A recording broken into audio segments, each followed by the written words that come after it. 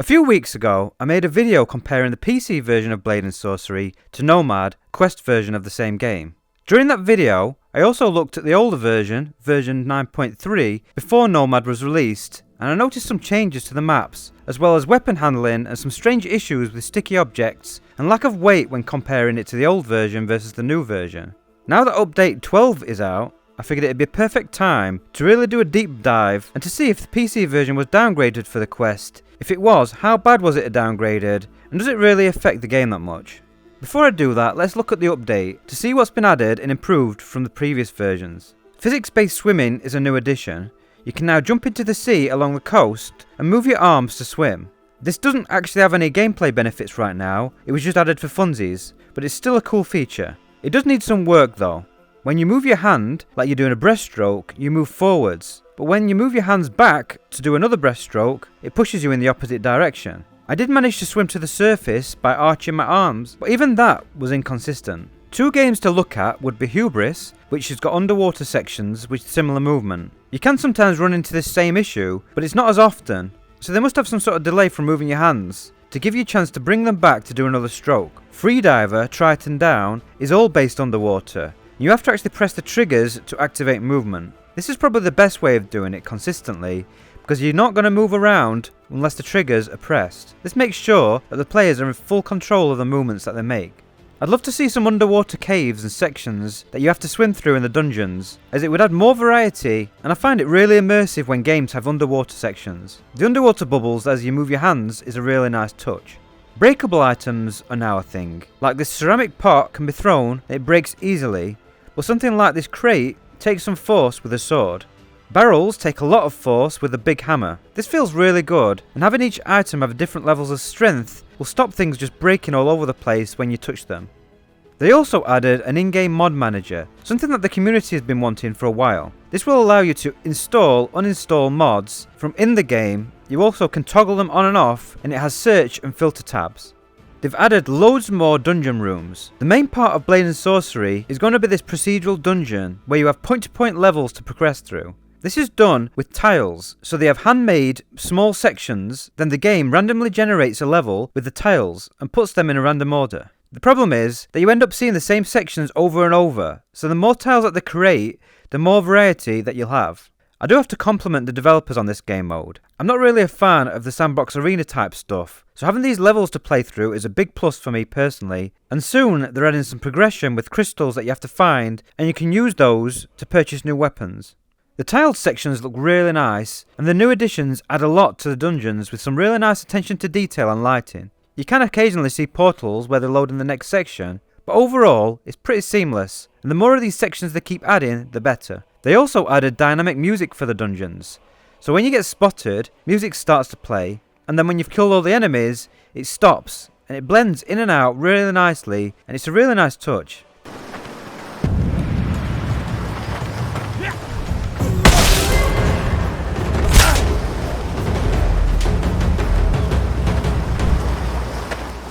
The sound design in this game is overall very good. I really like the nice reverb that's added to indoor sections, as well as environmental sounds, which makes the game feel more alive and it adds to the immersion. There are a bunch of other changes, like some AI tweaks to shield enemies, but those are the main things that have been added to the game since the new update. So let's get to that main topic. Was Blade & Sorcery downgraded on PC when Nomad released on the Quest? The first thing that I noticed in my other video was a strange issue with objects sticking and a lack of weight. The developer said that the sticky issue was a bug, and they were actually right. This has now been fixed with the new version. It was in the game for almost 18 months, so maybe they didn't notice until I pointed it out, but it's good to see that it's no longer happening. The lack of weight is still there though. Like with this barrel, you can just move it around with a sword very easily, but in version 9.3, you really have to push it from the pointy end, otherwise it won't move, and even then it still takes some effort. These little crates feel weightless, and you can just fling them with your wrist and they go flying. The most obvious way to show this though is with these picnic tables. I barely have to push them and they kind of float up into the air like they're on the moon. I also did it with the others in the level and they were all the same. In 9.3, the benches do have more weight and they don't float around. The little crates also don't fly around and will fall to the floor more convincingly, but I also noticed that there's more jank and issues when moving them around. I'm not sure what the cause of this lack of weight is, but something has obviously been changed. I will say though, that generally, the new version of the game feels more polished, with things not getting stuck inside of other things as much, and you don't have strange jitters or general issues, so maybe it isn't a bad trade-off. The other thing that I mentioned in my old video was that two-handed heavy weapons felt really poor in Update 11. The feeling of weight at the end of the hammer just didn't feel like it was following through like before. Maybe this is placebo, and the developer's going to tell me that they haven't actually changed anything, but the heavy hammer feels much nicer in Update 12, and it's much closer to Update 9.3. When I swing with both hands, it feels like it's following through, whereas before it would just stop as soon as my hands stop. The other thing that I noticed was in this market level, parts of the map had been changed, like this wooden structure was missing. I'm guessing this is so that they could have parity between getting the level to run on quests, and having the structures laid out the same on both versions makes it easier to maintain. There have been some really big changes to the Nomad version compared to PC.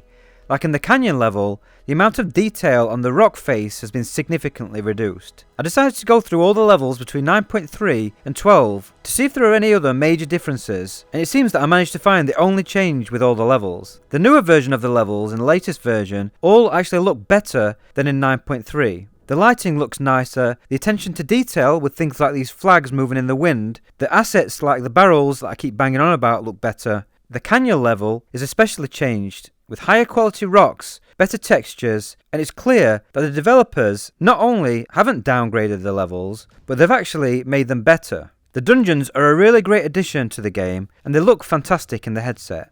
There is a massive difference between the PC and the Nomad version, despite all the Quest fanboys trying to tell me that I've somehow made the game look worse than it actually is, and struggling to handle reality. There is one thing that's been downgraded though. The human NPCs and your own character creations look much worse in the new version compared to the old version. The detail on the face, the creases in the skin and the tone and shading is really nice in 9.3. In Update 12, it looks like plastic, with a shiny look in the sunlight. Your fingers end up looking like sausages stuck on the end of your hand, and the detail in the skin is missing, like the vein bulges, and overall, this is a big downgrade that has to be quest related. I can't see why they would have changed it and made them look worse for any other reason. Overall, after going back and forth between the new version and the pre-quest version, it's clear that Warp Frog has done the best they can to bring the game to quests without completely destroying the work that they've done like they did with Onward.